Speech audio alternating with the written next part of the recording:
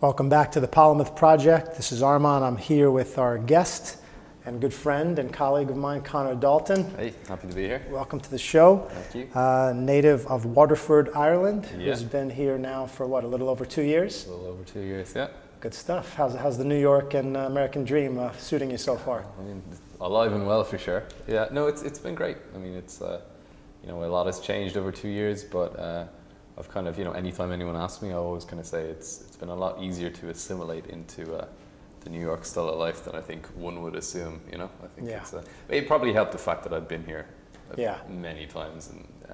But no, I mean, I think, look, we're heading more towards a global culture, so. Absolutely. No, you've got a fast start. I've observed it from the beginning. And just, for reference, for the audience, Conor's marketing director at Blue Liner, a 17-year-old digital agency, and also one of the instructors for the 7 Pillars Digital Marketing Academy. And so, with courses, with the fall semester kind of about us, what are you excited about? What do we have to look forward to as far as the 7 Pillars goes and your involvement in it? Yeah, well, for the fall kind of semester, I guess, we're kicking off 7-week course in the middle of October, and then we're also in October and November we'll have a 1-day bootcamp version of those too. So similar concept. The 7-week course is slightly more immersive in the sense that it kind of takes, there'll be a key topic each of the 7 weeks, and then there'll be kind of assignments and takeaways for the various different entrepreneurs and small business owners throughout those 7 weeks.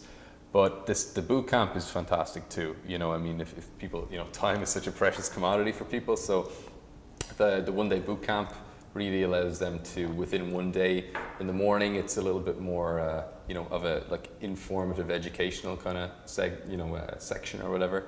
And then in the afternoon, it's more interactive and kind of case study based. So 2 sessions within the 1 day versus your 7 sessions, but they both are tremendous value to small business owners, entrepreneurs, or even someone who's already working in marketing. I mentioned to you before that obviously Blue Liner has been using 7 Pillars for our clients. When did it start? 2003, 2004. Yeah. And again, born out of necessity, as you've kind of always said, and coming from financial services and professional services marketing to the agency side, it really hot-shotted my transition in the sense that we're dealing with, when you're in a company, you're dealing with the same kind of issues, I think, or challenges. Agencies all about new challenge, new clients, new day kind of thing. So and often that's quite aligned with what entrepreneurs have, in terms of the various different issues they have to deal with. So it's it's the integrated nature of all 7 Pillars as opposed to killing it on any one thing. I think there's just tremendous value there. It's a holistic process, and I've seen how you've picked it up, tremendously in terms of not only applying it to client work, but again, the philosophy and the methodology behind it. And it's very interesting how it's kind of gone from a marketing tool to something that could map onto entrepreneurship. Right. And now today, our great challenge is, taking that kind of polymath view and that holistic view and utilizing some of these principles and tools to discuss this kind of hot button of our times and of the day, of politics and sports. So let's take a shot at it, Sure. to try to dive into the issues with this lens. One of the things I like in the number 7 is the way we can chart it out to the global market from a marketing point of view, right? It's 7 billion people on the planet, and we are all connected. And it's if you have a cell phone product or whatever your product is, you're looking at this global market and then trying to segment your different, let's say, customer segments and market segments.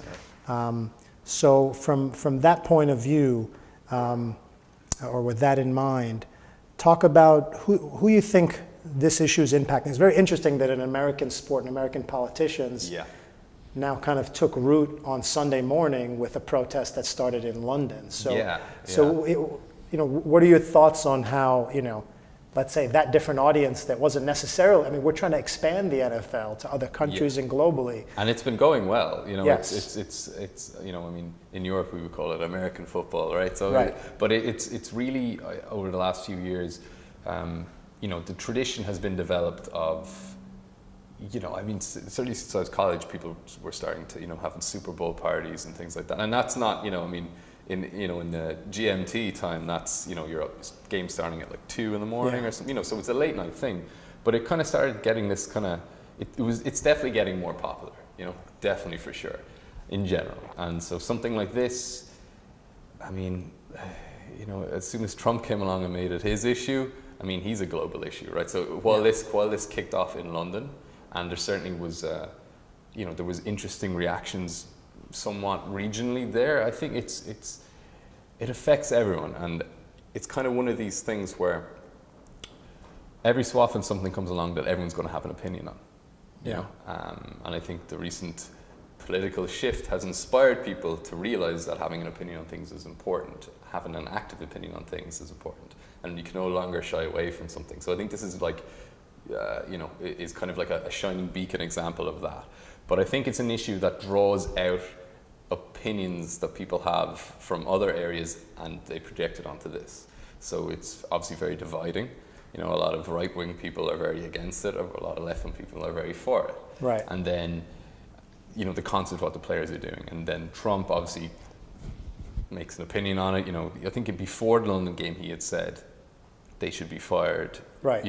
Whatever players don't react to it. So, I mean, what's interesting there is people have been for or against the actual acts these players are doing, but then Trump's take on it, some of the people that are against it, or even for what they're doing, are then have a converse opinion related to what he's doing. So it's kind of like cracking out into two beasts. Right. And I don't know, it's interesting to see that his involvement in something hugely sways public perception, which is no surprise really, but it's funny how people have different views on the topic versus the man's actions on it. I mean, it was already a big issue, since the beginning of the 2016 season when Kaepernick started doing so, and Trump has commented on it before. It's not the first time he's made a comment, so it's interesting that as his comments got stronger, and on last Thursday, a week ago from yesterday, he made a really strong statement at his rally in Alabama where he called them sons of bitches and they should be fired. It was really strong and very intriguing that sparked what was previously a group of maybe 30, 40 players that was taking actions, and predominantly the minority players that were speaking out against police brutality and discrimination in their own communities. And now all of a sudden all the players and owners, which to me I was impressed to see that level of unification and unity. From obviously there was a lot of discussion that happened, and people had different ideas, and in general most teams took a team by team approach to saying whatever we do, we're going to do it as a team. Coaches, players, owners, at least for 1 week. Now this is week 2 about to come up. Actually just started last night.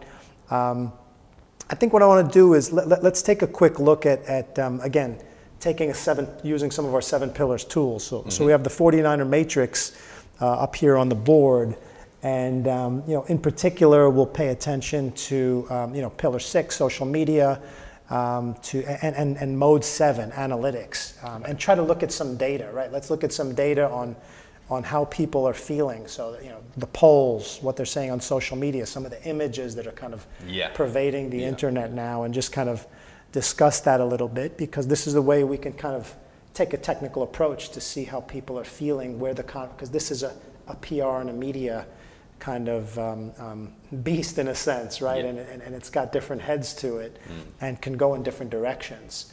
And that's why you see certain players that, let's say from the Pittsburgh Steelers, that stayed, which is a generally conservative city, stayed in the locker room, didn't even come out for the national anthem. But one player who was a former military serviceman in the Navy or the Army, he actually came and stood in the tunnel, but he was by himself. The rest of the team was behind. So it was like brought up a lot of issues and reactions, and now certain players said they regret that they didn't come out, and that this week. So you can just kind of see how everyone's playing off of the reactions and the responses that come through generally social media, because that's how people are expressing themselves instantaneously. Well, people feel very comfortable kind of expressing themselves on social media, and it's like it's not just a chat at the bar, right? It's measurable, and it's I don't want to say it's permanent, but it's out there, right? So Right. we can really see what the true sentiment of it is. And Yeah. yeah, I mean, it's such a complex, there's a lot of layers to it, you know, because obviously an NFL team or any team really has to be a huge unity there anyway, okay? So if majority are going to act in a certain way, for the greater good of the team, people are going to, you know, be there for each other, you know, they're brothers in arms or what have you. But then there's also the what's happening outside the team. So that's a very unique example of, you know, that former military service guy who actually he didn't want to fully, I mean, he obviously didn't go into the field, so he didn't want to fully disregard what his team was doing, but I mean, he obviously had some very important principles, you know, of his own there, you know. So and I think that reflected on what's happening within social media. People are really kind of, there's a lot of outcry over how these people could be doing something so, you know, unpatriotic, I guess, in certain people's eyes. Yeah. But then there's been, you know, the people who are commending it are kind of saying, well, look, there's been so much, I don't know, you know, it's been ignored so much for so long that it's amazing that people are actually, you know, have the balls now to take a stand like this, you know. And I think there's several interpretations going on too, because I think even Kaepernick, when he did it at the start, was talking about kind of the police violence aspect of it and the race kind of element of it. And then I think, I don't know, it's like people are coming out on social media now and identifying with key parts of it, you know, and somewhat shying away from other parts of it. So it's quite like, it's a complex thing. It's almost as if each social interaction is one tiny piece of the puzzle within an overall like jigsaw that's being built of what this is really representing. Yeah. You know? Well, and that's the thing. I mean, different players are taking different approaches to even how they protest and, in a sense, what they protest. I mean, there is one general issue of the discrimination against minorities. That's the pervading theme. But I've heard other components of people having other issues or questions. Is the way minorities treated systematic and systemic of the way our governments and governance is been conducted in this country? And this is a kind of a domestic relations issue. How does that relate to possibly international relations issues? And I know there's, as you can see, one of these images we're looking at here of a fan here in the stands saying that he thinks the flag is being disrespected, and those that defended our country and our freedom, and the military essentially is being implicated here, which I don't believe has been the main message, and it's not the main message of what Kaepernick and others are standing for, but it doesn't mean others can't. Don't take it that way. Right, don't take it that way. I thought last night was a great moment in Green Bay. We could look at an image here. Aaron Rodgers, obviously one of the poster children for the league, one of the top 2-3 players in the league, who's obviously, he's not African-American, he's white. And he does, been talking to his teammates, trying to better understand their perspective, their issues, their challenges, and asked the fans in Green Bay to lock arms in unity with them. And I to me, that's a sign of actually unity, a sign of respect. No one in that case is really trying to disrespect country as I see it and as it's been kind of communicated.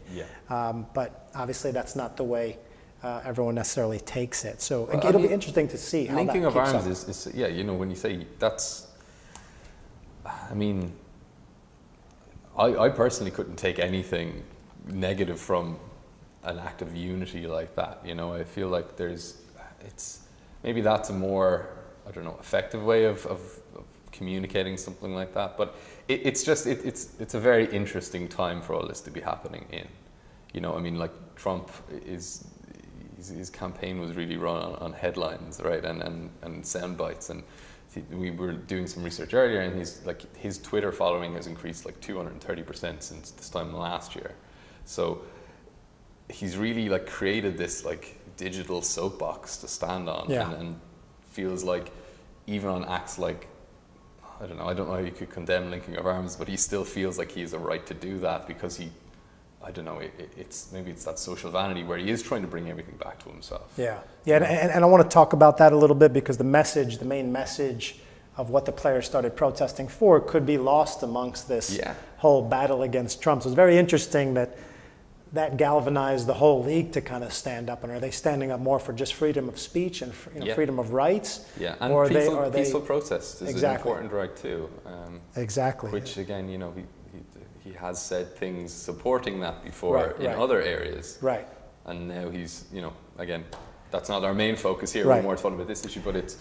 Exactly, but it's interesting how he comes into it. There was this research poll on CNN, and as you could see, it's the NFL versus kind of Trump in a certain sense. So he manages to get himself into the conversations. But the research data is very interesting, right? That you could look at the information almost as if it's kind of even, the amount of people that support versus feel that these protests aren't necessarily appropriate.